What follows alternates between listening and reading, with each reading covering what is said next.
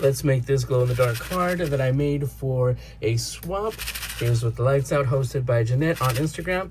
And I will also have a separate video with all of the amazing cards that the amazing crafty ladies from the group sent me as well. So let's take a look. And here are the supplies that I used. This is the Halloween treat bucket, the candy bucket from the Sassy Club. They were the first one to bring this out.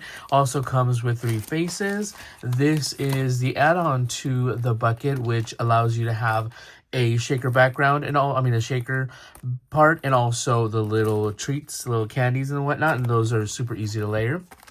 These are some stamps that I have from the Sassy Club that I thought would make a really good pairing for this because of what the idea that I had. So I just used the little jack-o'-lantern, the ghost, the bat, and the cat out of this one. This is the little village stamp set kind of thing that I used, and this one is by the way, these are retired, so I don't know what to tell you. I had them, they went for my idea. I used the house, the tree, and these 2 houses, so I just used the plain houses. This is the sentiment. This is still in the shop. This is Spooky Ducks, and so are the bucket dies. You can still get these, and there are several other add-ons for that as well. But I use the Happy Haunting because it's supposed to look like a little village. So yeah, so here we go. These are the cutouts. There's this one right here, and there's the shaker one for right here, and of course the lid from the regular one over here.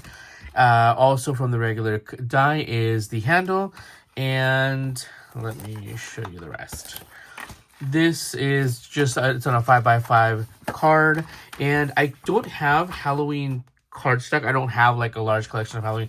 And what I found currently, because in my city we only have like a Michael's, a Schlobby Hobby, which I don't go to, and the Joann's is closed. So I didn't care for any of the papers, and because I had to make 12, it wouldn't have been enough. So I found this really cute paper collection, this Halloween paper collection, which I felt that went well with my color scheme. So I went ahead and went with this one, and I'll put a link to the description. And it's from Etsy, so it printed out super cutely. I made all of my little backgrounds like that, and I just felt that that was a little unique touch for it. Now, here is the stuff that I'm going to use for the shaker. This is glow-in-the-dark moons and stars. This did come from Michael's, and I've shown it before here. I'm just charging it with my black light. It's super good. It, like, look, you can see the difference right there. It glows so well.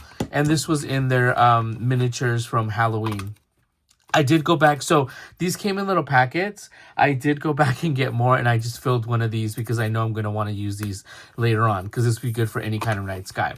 This was the sentiment. Now, I have this. Originally, my idea was to loop this in here, and it worked out. It looked cute. It's just when you shook the card for the shaker bits, it just went all over the place and it didn't work out. So I just went ahead and removed, and this was just that punch from, I think, Heidi Swap or whatever, well, for the agenda things. And yeah, here are all of my little houses and everything already colored in. So let's go ahead and build this one together. Here is our background. I already put foam on this, and this one is just the regular foam from Michael's.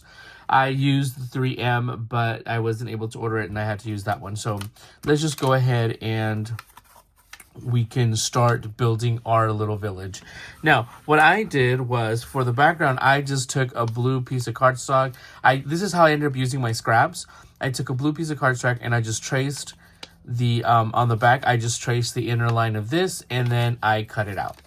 So this is literally from a scrap of paper, and because I don't have, here, let me see, let me just show you how I did it. Let's say all I did was I traced the inside, and I got this out, right? I got it out. Then I just went ahead, and look, you can see where I cut it here. I just went ahead and did little cuts. Yes, there are dies that do this, but I had to make a dozen of these, so I chose not to. And let's see. So then I'm just going to go ahead and I'm going to glue the hills and glue the bottom of my shape. And these are just scraps, so I can actually show you how I did it. even though this one is the cutout from here, but you get the point.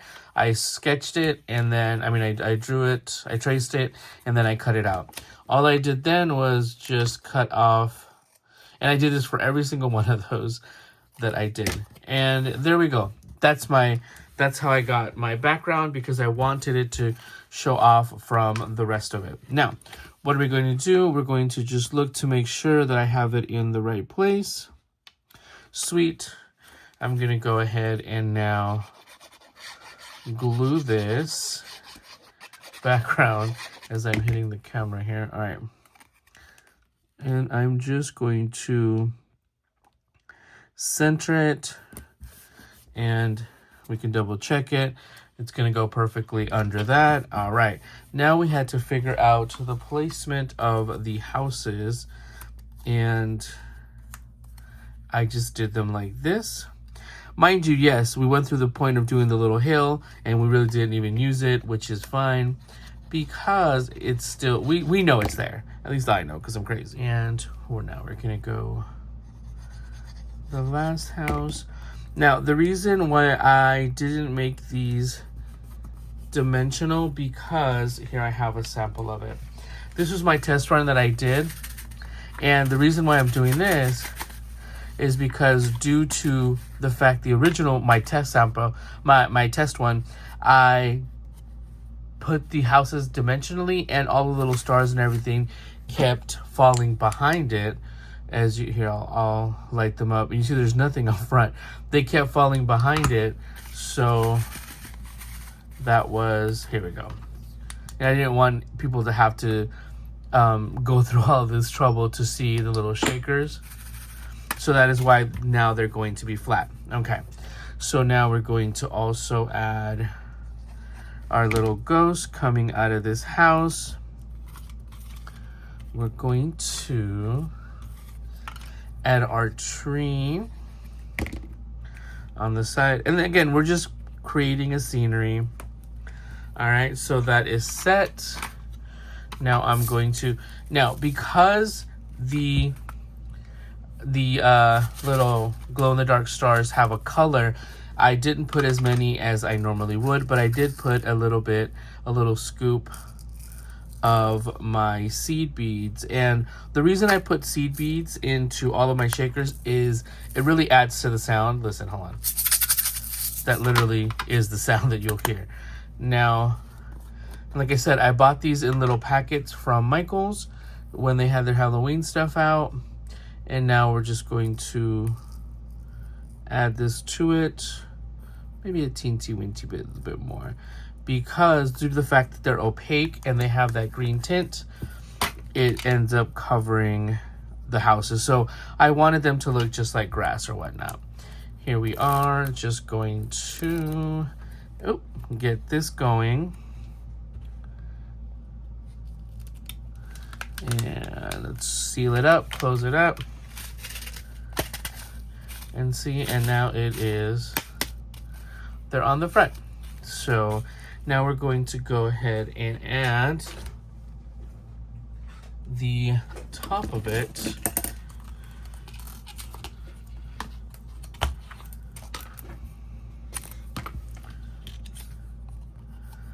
And they have stitch lines, so we want to make sure that, and you don't need this amount of foam, honestly. I just quickly cut off that piece. Now we're going to add that here. Of course, we still need our handle. And you can glue it right on top.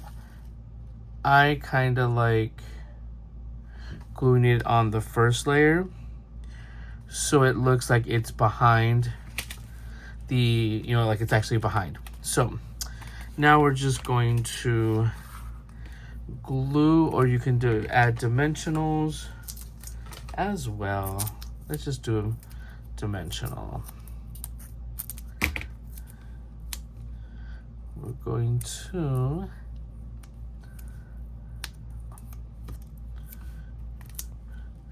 and also our little bat. And these are just pieces of mounting foam. You can use little squares, circles, whatever you're more comfortable with. And now we're going to make our card more dimensional. And our little bat. Now we're going to assemble our card, and I haven't put the sentiment on it because we are going to add it on a wobbler. So here is the card. Now I printed this. I typically print anything I'm going to use like this on the 65-pound cardstock from Michaels. Unfortunately, sometimes I feel like it's a little porous. So this, I ended up finding the Neenah Who Knows White 85-pound cardstock, because the printer, the at-home printer that I have, does not take heavyweight cardstock, or else I would be printing on heavyweight cardstock. I know you can adjust it on some of them, but I'm just too lazy on that part. So I bought a pack of the Neenah 85-pound for me to print this on, and I feel that it prints so much smoother and so much better because it's kind of meant for printing, as opposed to the 65-pound cardstock from Michaels that that seems more porous and whatnot. Also, so here is my little background, and I wanted a little bit of the black to come out for the whole Halloween thing. And I'm just now going to, sorry for the scratching if people don't like that. I'm going to, but it's okay because YouTube is messing up with my videos, and it seems like I'm only getting like under 100 views, so whatever. But here we are. This is going to be the sentiment. So this is a little wobbler. You can, and I'll leave the links to these as well. These are actually from the Zon, and you get 100 of them for like under 20 bucks, which is a lot better than most of the stores that you get like 20 for like 10 bucks or whatever. But they have the small ones and the large ones, but I will leave a link. Now only if I can take the backing off of this. Here we go. All right, so here it is, and I'm just going to add it towards the top of the bucket. Boom.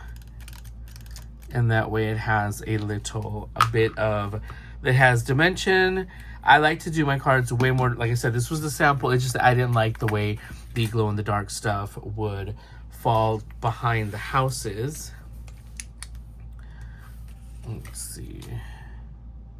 And here you can see, oh, and also this digital paper. She has other collections and they're super cute. I just like how playful they are. But here it is, and this is with the lights on. Okay, let me turn off the lights. Well, my overhead light. My light in the room is still on.